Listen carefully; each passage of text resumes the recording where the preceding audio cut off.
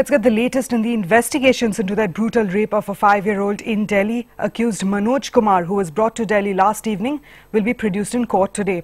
Sources say the accused has told investigators that he had an accomplice during the crime. Police are trying to verify that claim.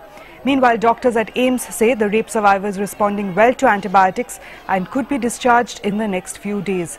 Protests continue in the national capital. A group of Aam Aadmi Party protesters have gathered outside the police headquarters this morning as well. At present, her general condition is stable. She is recovering and continues to be under close observation and monitoring. She is conscious, alert, and all her parameters are within normal limits. She is speaking to her parents. All right, tracking that story for us is our correspondent Shubhajit Sengupta, and also with us on the show this morning is Anna M.M. Vetikad. She's an author and a women's rights activist. Shubhajit, I'm going to start with you first to get the latest on the investigations. Is the focus now on the accomplice who was reportedly with the accused at the time of the rape? See, about the accomplice, what the Delhi police sources are telling us is that Manoj did mention about him here as well as during the time he was presented in a Muzaffarpur court.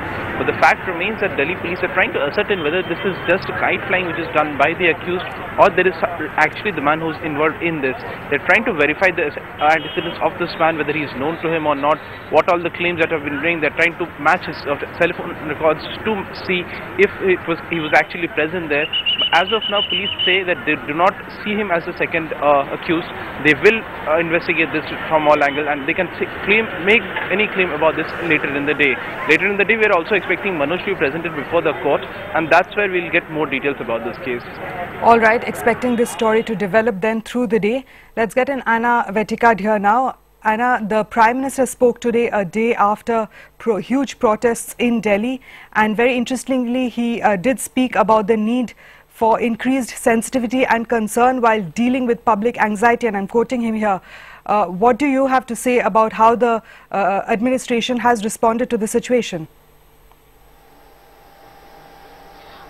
Firstly, Shani, I think, yes, it's very good that all political parties and politicians have come out not just to condemn this brutal act that has taken place, but also to talk about sensitivity towards those who are protesting, because it is very, very important for us to not allow this to be turned into a battle between political parties.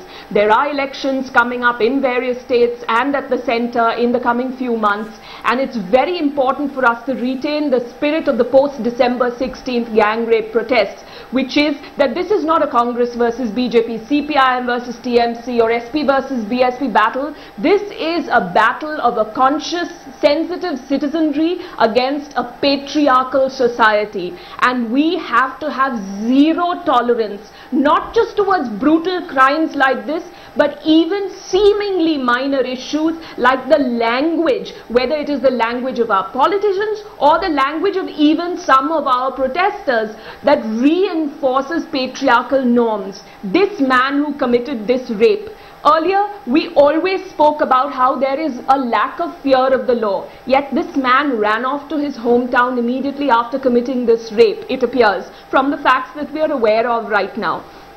Clearly then there was a fear of law. What then prompted him to commit this brutal act despite his fear of the law? The fact is that Indian society, the political system, the legal system, everyone joins hands and colludes to tell men, to tell little boys from the time they are in their nappies, that it is okay for a man to be turned on by a 5-year-old child or a 75-year-old woman or a 32-year-old woman. It is okay to act upon those hormones because men, poor things, they can't help it. It is important, therefore, for us to realize that there is no either or over here. It is not about saying we need to change our society first, or we need to get laws first, or we need to get the police to be active first. The fact is we have wasted 65 years of independence not forcing men to understand that they have to respect women and not compelling women to realize that they must respect themselves and demand respect from men. Yes, so we have to now work at everything simultaneously. Our education system, policing, the legal system, everything. Certainly a lot of issues that need examination, and as you're pointing out, but what do you feel is the immediate need of the hour, something that can be delivered upon immediately? There are several suggestions like community policing and so on. What is the thing that can be done now to prevent further such instances? Well, first, Shiny, we need to also realize, because so many people who are talking about this present rape case and the December 16th one that really fueled protests on the streets of India, so many people are talking as though these are the first instances of crimes like this, of this brutal nature that have taken place. So the first thing is for us to realize that this has been happening for now decades and decades, and we have ignored it. We have taught women to believe that, you know what, it's part of life to have your bottom pinched when you're traveling on a DTC bus. It's part of life to not go to the shopping center, to not have the freedom to walk to the shopping center that is 2 seconds away from your home, because you know there will be men on the streets, and you know what? If men see women that they can prey upon, then men will act upon it.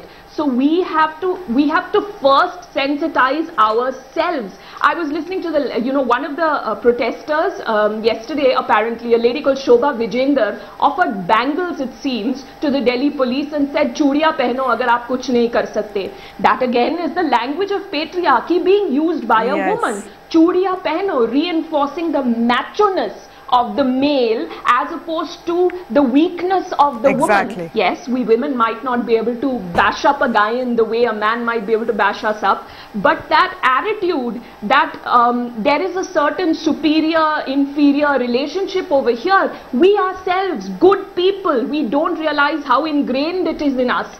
And we are not, we are looking for the short-term solutions. When the December 16th gang rape happened, Parliament was in session, but they didn't discuss the case. When Parliament session was adjourned, there were political parties saying, let us have a special session of Parliament now to discuss the case. But okay, so Parliament again was back in session. We've got a new law. Still this is happening. So there are no easy solutions, and there is no first or second. We have to have a conscious citizenry.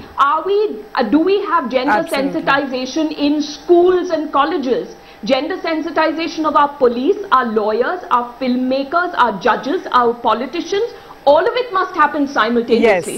Yes, Anna. Yes, Anna. Interesting points that you're making. Absolutely. The need to look within is certainly the need of the hour. Thanks very much for sharing your perspective with us.